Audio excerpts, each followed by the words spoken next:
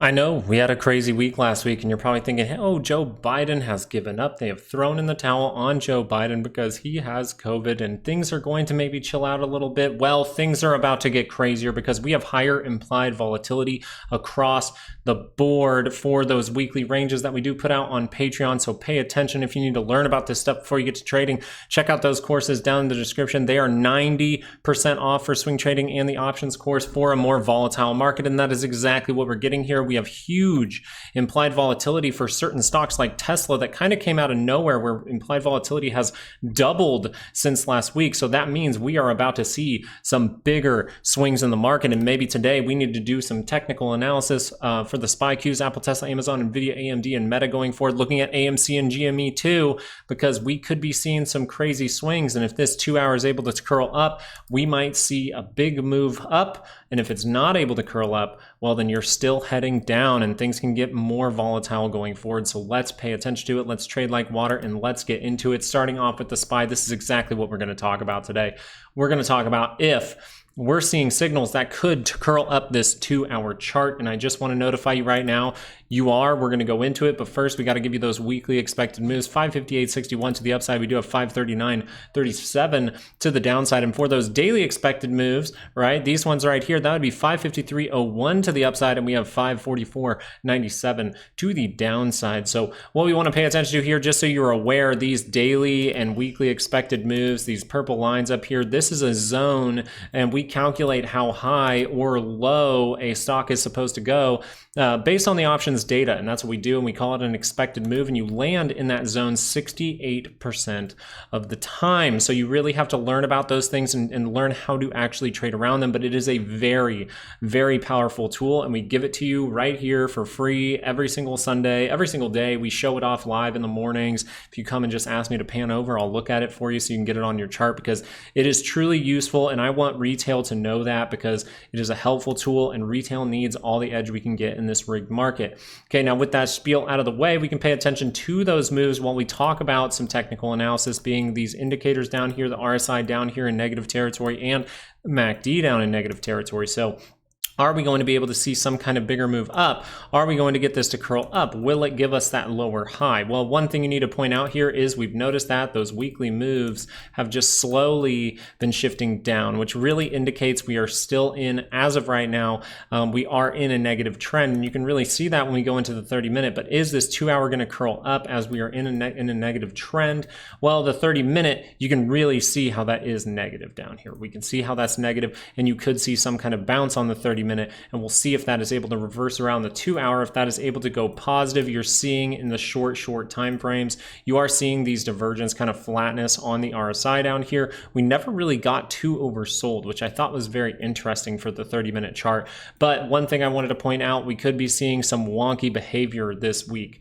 Okay, we could see some big rip around moves, and that first move might be the 30-minute bouncing up, but then maybe it wants to curl back down and it's not able to curl up that 2 hour chart just yet. So how I would see this overall playing out, I think the most probable way that this week could overall play out is we overall need to base out. We need to find some kind of structure in here to actually launch and get that 2 hour to cross back up. So this 30-minute, you notice, is very far away from that center line. And is that going to be a strong base? Well, sometimes you do V-shape. You can see that swing trade will start to take back the 200 and you just go. But a lot of the time, once volatility comes back in, you see rip around moves, which means this could go all the way up to that center line and just turn down. And I think that's a very likely scenario from here, that we make some kind of move like this. We curl down one more time to create that divergence, which then sets up that stronger base to actually get that 2 hour to curl up. Now, that's not guaranteed to happen. That's just something that I've noticed happens a lot of the time if we're going to see a volatile market that's just going to remain volatile, kind of like a bear market, okay? If this is going to turn into a bear market right now, that's the kind of move that you would see in order to bounce that 2 hour. So look for this to possibly bounce up early on Monday, and we're going to talk about the volatility towards the end of this video, because it's leaning towards that, but it doesn't mean it has to happen, right? Everything's a probability. probability, but I think a stronger base down here would actually be able to curl up this 2 hour. And then after that, I don't think it's over. I think the 2 hour could then, you know, after we do something like this, the 2 hour curls up, and then that actually gives another lower high that then maybe creates a stronger base down here for a bigger bounce in the future. We'll pay attention to it, but as of right now, I think that's how I'm seeing it for the SPY. As we go over to the Qs, we're noticing that, yeah, this has really shifted down, and this has big implied volatility. Look how big this move is. It's bigger than the SPY, that's for sure. So looks like tech stocks are about to see some volatility, and you'll notice that their 2 hour MACD is even lower into negative territory. You notice these times where we were able to really build back and V-shape and build back when we caught that rigged move way back here. Well, look how close you were to the center line. Now look where it is. It's very far. So the likelihood that you do see some kind of pop and drop is high. We're going to look at the 30-minute here in a second because that's telling us a lot.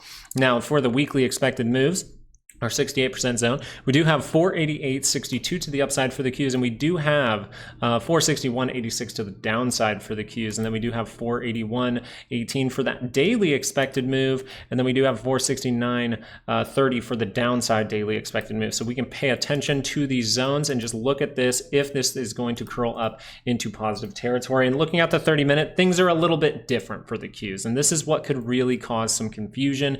Is going into Monday, things are very different from the Qs. So we do have the chance for a big bounce in the SPY and the Qs. That's why it's good to watch the whole video. If you're just trading the SPY, it's still good to pay attention to what the Qs do. And we notice that this actually does have divergence. You have it on the MACD, you have it down there on the RSI at the same time. So this can roll up a 2 hour chart. A 2 hour MACD can roll up because of this.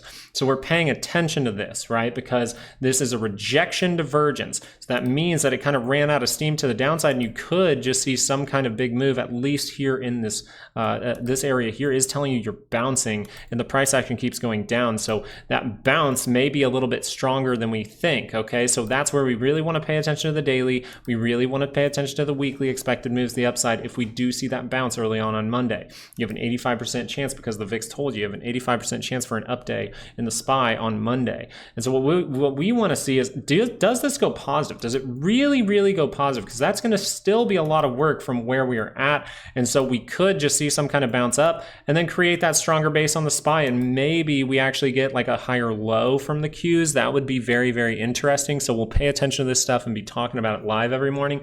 But that's what I see. But if this is going to curl up that 2 hour, I still believe this thing is so far down that it's going to create a divergence eventually. It just looks like this would be interesting, because if you notice, what's the structure that we have here for the Qs? Well, we have our base and we're testing it right now. So if we do get a solid bounce, even all the way up to the weekly expected move, and that actually rejects, we can actually see that thing drop back down and break through a key level with a head and shoulders, okay? So this head and shoulders is what I would be paying attention to right now. We'll look for weakness in this move, but that's how I see it, you know, most likely playing out at this point. Now, if you're just going off the indicators, it would tell you, hey, most likely you're heading down. But as we look at volatility and we see those shorter time frames, we go, there's divergence here. So you could see some kind of bounce from this area.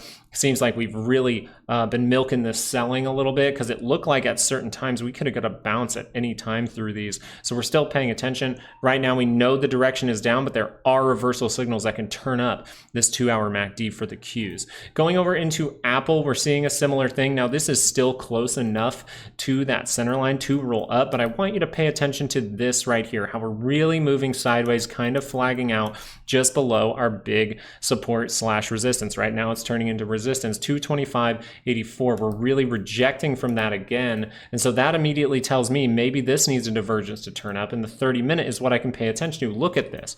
I mean, if this is going to be a flag, at least in downside, and you want to see microstructure, right? We want to see microstructure, left head, right shoulder. Well, if that turns down at any time, that means negativity, and maybe we set up some kind of small divergence here for a stronger base before that 2 hour bounces. So I'd really pay attention to that for Apple. but it may just bounce with the whole market because the volatility is telling us the SPY and the Qs might bounce on Monday. So we'll pay attention to that. But that's really all you need to pay attention to, I think, for Apple is, hey, that 30-minute can turn down. Look for if it creates a divergence, because that can turn up the 2-hour, and we might see some positivity from Apple going forward. I believe this is a stock that they will really push higher if they want to manipulate the SPY and the Qs, kind of keep them elevated for a long time. I think Apple will be one of those. Tesla, this one is very interesting, guys. Okay, this is what I'm really excited to talk about, because this thing had 60% implied volatility last week. It has like 100-something% this week. Okay, so like low 100s, by the way, not like 190. It's like 110% this week or something. So that tells me there's going to be some rip around moves for Tesla. It might be interesting to trade, honestly, because it would be kind of fun. Now, if we pull out to a 2-hour, the thing that I think would be bullish is if you just turn up on this 2-hour right here. You turn up on that 2-hour right here, that'd be really, really interesting. I know we have earnings coming around the corner, so that's really a 50-50 flip. We'll have to see what happens with that. Remember, it doesn't matter what technicals really look like before earnings.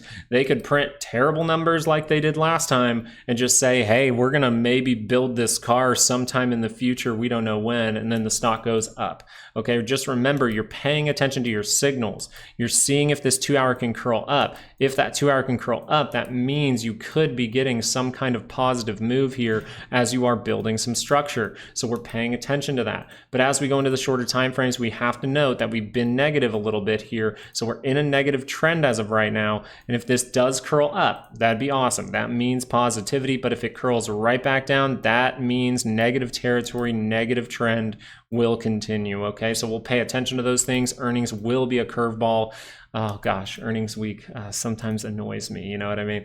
I wish things just behaved with momentum and we never got news. That would be awesome if momentum was the only thing that you really needed, but things are a little complicated. Okay, so we'll see if this 2-hour is able to curl up. That could mean some positivity, but you can see it is pointing straight down right now. So that means there is no signal, not even on the 30-minute, that is telling you that Tesla really has to turn up and see upward momentum from here. Make sure to keep that note, as there's a ton of volatility. I don't want you guys to get chopped up. Now, Amazon is very low. Okay, so that's the difference. Like Tesla is in an area where it could really go positive, but Amazon is in an area where if you do go positive, it's going to be a lot of work to get all the way back up to positive territory. So you could get rejected at any time here and just roll over, and then maybe you create that stronger base around earnings. We'll pay attention to that. And then remember, even though the technicals show it, earnings can really throw you on your head. One thing I always say is that, a lot of the time I stay away from earnings now. I've been ripped apart by them before. Kathy Woods is ripped apart by them recently. Like, it's just not fun. I think she lost like 35% in like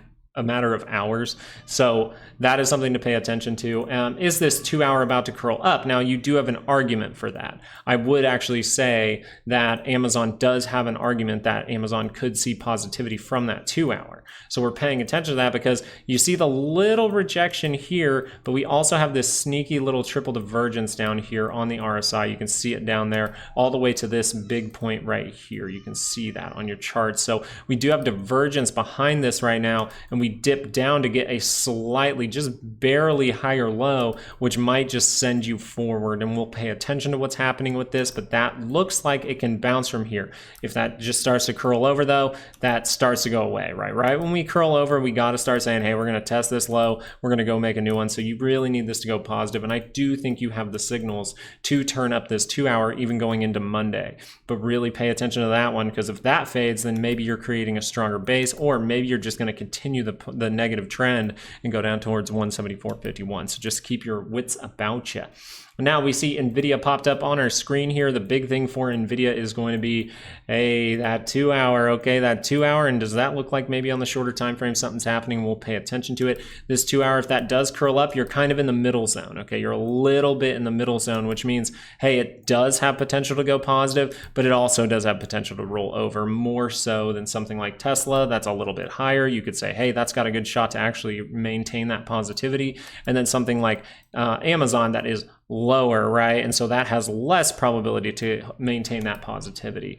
So this 2 hour can curl up. It's still pretty deep. So you're leaning towards, if that can curl back down, you will see some sort of bad move, right? Whether it's to create a double bottom, a stronger base, or if it's going to cut that and start to head lower. So you could just continue that 2 hour negative trend. Now, as we go into the shorter time frames, what are we noticing here? Can we see that 2 hour curl up? You can, if you get this 30-minute to go positive. I want you to see this move because actually I would even consider this right here divergence at this point across the way. If we just get rid of this, it is divergence across the way, and it is very, very steep. Okay, that is a steep double bottom divergence for the MACD, and you can see that RSI as well. Very, very good for that. So if this 30-minute can turn up, that's a very key thing. It hasn't been able to go positive, but when it does, we can probably see this 2 hour curl up, and I want you to be aware of that for Nvidia, but I'm keeping it simple today. That's really all I see for Nvidia. Now we do have potential for flash crash. We'll get into that in the VIX in a moment. Let's go over AMD real quick. This 2 hour, pretty deep, right? Again, pretty deep into negative territory. So if that thing curls up, might be a little struggle. So we'll pay attention if that's able to really build it back and go positive. Go positive. But if that does rotate down at any time, if we get a bounce, because we are at the 200 here on the daily scale, we need to pay attention to that because you can see support there. So if that does rotate up and rotate back down, though, you're going to be continuing the negative trend, and that's very key to understand when you do pay attention to momentum. So as we look at the 30-minute here, we're just noticing some things. We're noticing the divergence, and I believe during the week, we actually did mention live, someone saying, hey, where can we head to? We're way outside of the weekly expected move here for AMD. Well, we're going to head to the top of this zone is what I overall said. I said we have a very good likelihood to set up a divergence by that zone, the top of it, a lot of the time that you can get a bounce from. And look at this. We're starting to head up on this MACD. We're seeing some major divergence here on the RSI at the same time. So that is all telling me it is trying to do that. But if this 30-minute curls down, you can see that keep going. Now, from this area, you would like to see that bounce, that go positive, and then see if that can turn up the 2 hour. I do believe that this has enough structure right here, enough tapering. You see we just dropped off a cliff, then we taper a little bit, then we taper a little bit, then we start to head the other direction. So really pay attention if this curls over, but if it doesn't curl over and it goes positive, you might be turning up this 2 hour, and then we'll pay attention from there and come back to the live show every single day as we do cover this stuff, okay? Meta, this one here, I think you have a good likelihood to make a 30-minute and a little 2 hour divergence. We'll see. But right here on the 30-minute, this is what I want you to see towards the end of the day. And this is what I'm talking about when they get really deep into negative territory. Yes, you can see a solid bounce, but you see right when it gets to positive territory, what are you? You're overbought. So you're either basing out to curl back up very quickly, make some kind of higher low because you did get nice and high up here, or you could drop down, and Meta could see us drop all the way down to 453.08. That's what people were asking up here. They were like, where do you think this would go? And I go, well, you need a significant pullback. So 453.08 looks pretty good. And if this is rolling over, that is right now telling me pullback, but look how close it is to the center line. So we can see negative territory. We will see that negative trend continue, which means we could test this low, go make a new one. And I think that would maybe be somewhere around 453.08 if we do that. But if this starts to curl up, hey, we're going to see positivity. The 2 hour is saying, I'm still bouncing right now. So if the 2 hour is going to say anything, then it's saying, hey, we're just going to curl up that 30-minute and keep going for a little bit, and then we'll see what happens around earnings. But we'll pay close attention to Meta. It seems like an interesting one to me going into this week.